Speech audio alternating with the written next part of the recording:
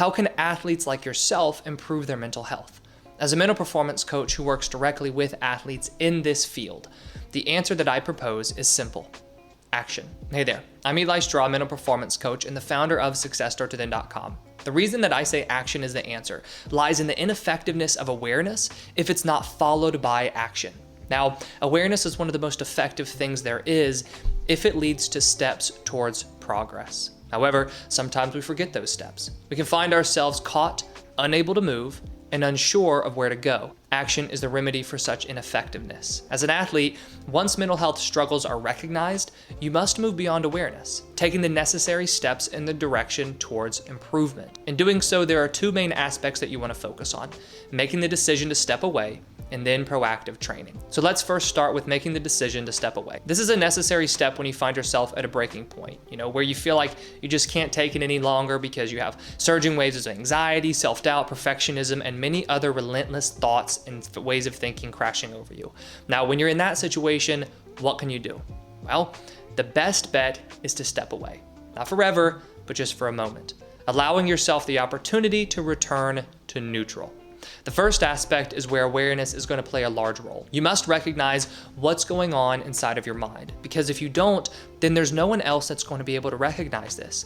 The reason mental health challenges are so dangerous is that they are invisible. Yeah, your reactions will likely mirror the darkness that you're feeling inside, but not to the extent that you're experiencing. Now, I can attest from personal experience and from working with other athletes that athletes are good at putting on a mask. You've learned how to do it when it comes to covering up pain and frustration in training, and so it's no different when it comes to covering up the pain that you're experiencing inside your mind.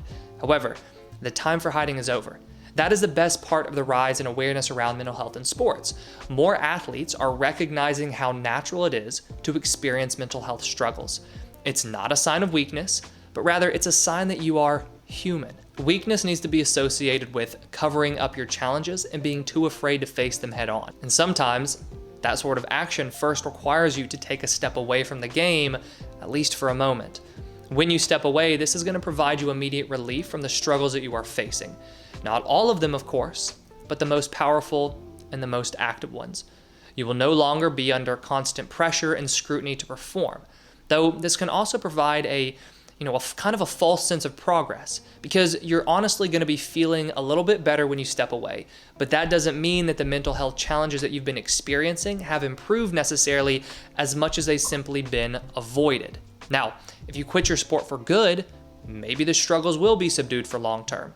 But that's also not likely going to happen, because your mind is still your mind. It's still going to be faced with further pressures, and it's still going to be faced with further stressors in the future. That's why we have the second aspect of improving your mental health as an athlete, and that is proactive training. To incorporate proactive training, you don't first need to step away. The majority of the athletes that I work with do so while they are continuing to compete. The reason that I began with stepping away was to show you that it is a strong and viable option. Whether you do decide to step away or not, the principle of proactive training is going to remain the same. You want to work to actively strengthen your mindset and build positive mental skills to overcome mental challenges and improve your mental health as an athlete. Now, you may be wondering how proactive training works if there are certain mental health concerns that need to be addressed. Well, it's by such proactive training that improvement is made on the aspects of the mind that are right now causing the trouble. For example, anxiety is a leading mental health concern for athletes, and this is going to stem from the pressure to perform well, both from yourself and also from the pressure that you feel from other people. But through proactive training, we examine where this anxiety is coming from, and we're examining why it's occurring. However, we can't change the fact that outcomes exist in sports, or that your coach wants you to play well, both of which are leading causes of anxiety. But what we can change is your mindset. We can alter the way that you are speaking to yourself, how you view the situation, and how you respond. All of these work to decrease the negative impact of anxiety and then to alleviate the stress that you are experiencing in your mind. It's only through the awareness that we gain insight into what's wrong. From there, knowledge is only going to prove valuable if it is transferred into action. Now that you know the two aspects of improving athlete mental health, how can this be applied to you? If right now you are struggling with your own mental health in sports, what steps can you take? Well, if you've made it this far in the video, I imagine that you know that what I'm going to say involves action, and you're right. But once again, action is only valuable if it comes from a place of understanding. So for the rest of this video, what I want to do is outline steps that you can take as an athlete to immediately take control of your mental health. So step number one is you want to take a personal inventory. This first step is where you're going to take an honest look at yourself. This isn't going to be easy, but true growth honestly never is. To make this practice have the most impact, you don't want to keep it inside your mind. Get yourself a pen and a piece of paper and begin to make a list. On one side of the paper, you want to write your strengths, and then on the other side, you want to write the challenges that you're currently facing. It's important that you include your strengths because your aim isn't completely to tear yourself down, and so you're taking an assessment of your mind in order to improve. You want to do the strengths first, and then you want to move on to the challenges. Here are a few questions that you can ask yourself to really help with this step. What are the main mental game challenges that I'm currently facing? How do I feel on a daily basis? What word would I use to describe what I'm feeling when I'm playing? What specifically about my sport do I worry about or do I dread the most? Do I enjoy playing anymore? If not, how come? What specifically is keeping me from enjoying myself? Do I feel unmotivated? If so, why? If I were completely honest with myself, not afraid of how others would judge me or how I would even judge myself, how would I rate my mental health? What specifically is the main challenge that, if I worked on and improved it, would greatly alter my mood and the overall state of my mindset? Be careful not to get caught in this step. Don't beat yourself up or get frustrated at why you are feeling the way you are or why you can't handle the pressure, anxiety, or whatever else is currently a challenge for you. Awareness is powerful if it is followed by action. Action you are about to take. So don't get too down on yourself. Be happy that right now you have a better idea of what's holding you back. And then step number two is you want to decide whether or not to step away. Now, there's no one that can answer this question except for yourself. Not coaches, parents, or anybody else. You must honestly ask yourself, is stepping away the best option? Do you need some time to return to neutral? Do you need to remove the main stressor that is leading to your mental health challenges? Or are you determined to continue to play through the challenges, knowing that while you do, you will begin taking steps to strengthen your mindset? No matter what your answer is, one fact is going to remain the same. The next part of your path towards growth and improvement is going to take work. Just because you choose to step away, do not get caught in the trap of thinking you're better just because you removed the stressor. Stepping away serves the purpose of putting you in a better position to where you can actually begin making some improvements. Because sometimes the challenge is so great that no matter what tools you use, it is extremely difficult to improve when you're under that level of stress. So decide for yourself. Is the best option right now for you to step away, or are you going to keep playing? And then step number three is you want to begin to change your thinking. Athlete mental health challenges are directly linked to your thinking. If you want to improve your mental health as an athlete, your thoughts have to be given attention. I know that at times it can seem like your thoughts are out of control, like they happen and then you are forced to just deal with them no matter what. But the truth is, you do have more control over your thoughts than you think, even if it doesn't feel that way right now. Now, why is this such an efficient way of improving your mental health as an athlete? It's due to the fact that your thoughts are going to directly influence your emotions. Therefore, if you are thinking anxious thoughts, you are generating anxious feelings. Likewise, if you are thinking thoughts of self-doubt, you are generating feelings of self-doubt. When you shift your internal dialogue to one of positivity, optimism, self-belief, productivity, it's going to have a dramatic impact on your mood. And then step number four is you want to practice gratitude.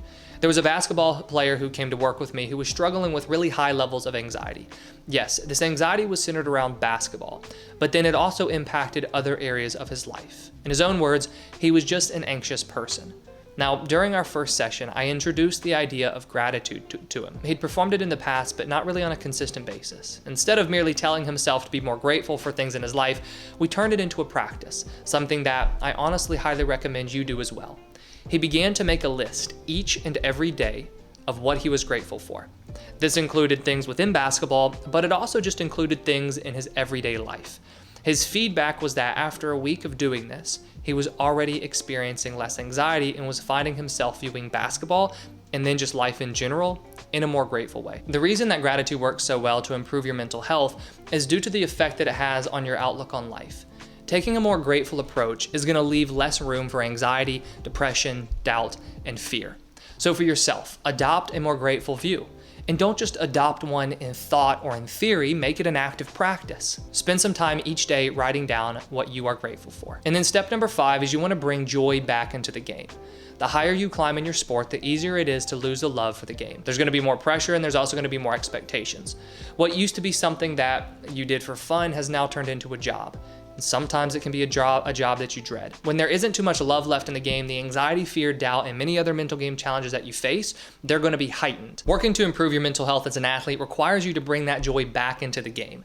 You want to find small aspects that are fun. You want to feel like a kid again. Smile and really enjoy the ups and downs of your sport. You want to refuse to allow anything to keep you from enjoying the game, even yourself. Sometimes reclaiming love is as simple as adjusting your attention. Rather than looking to find what's wrong with your game or why you feel down within your game, begin asking yourself questions like, what did I enjoy today? Look, I know it's corny. I know it seems weird and it can feel like if you do this, you don't care about winning or being a strong competitor. But here's a harsh truth. You will not reach your full potential or be the competitor that you want to be by continuing to be at the mercy of your mental health challenges. Your goal is to play your best and win.